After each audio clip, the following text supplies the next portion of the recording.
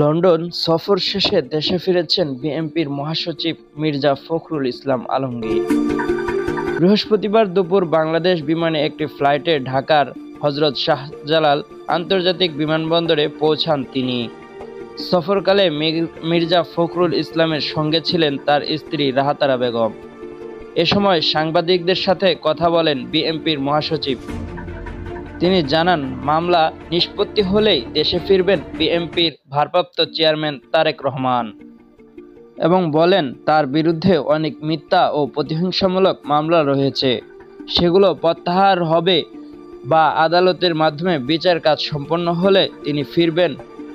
সাংবাদিকদের মির্জা ফখরুল আরও জানান, তিনি লন্ডন যাওয়ার উদ্দেশ্য ছিল ভারপ্রাপ্ত চেয়ারম্যানের সঙ্গে সাক্ষাৎ করা এবং প্রবাসী বাংলাদেশি সহ বিএনপি নেতাদের সাথে কথা বলা। সেখানে তার সফর ভালো ও ফলপ্রসূ হয়েছে।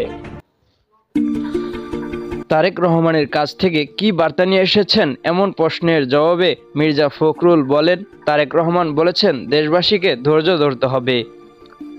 ছাত্র জনতার আন্দোলনে বিশাল বিজয় এসেছে। এই বিজয়কে সার্থক করতে হলে সবাইকে ঐক্যবদ্ধভাবে কাজ করতে হবে এবং গণতন্ত্র পূর্ণ প্রতিষ্ঠা করতে হবে। সুলাইমান হোসেন সাদিক, উন্মুক্ত বাংলা।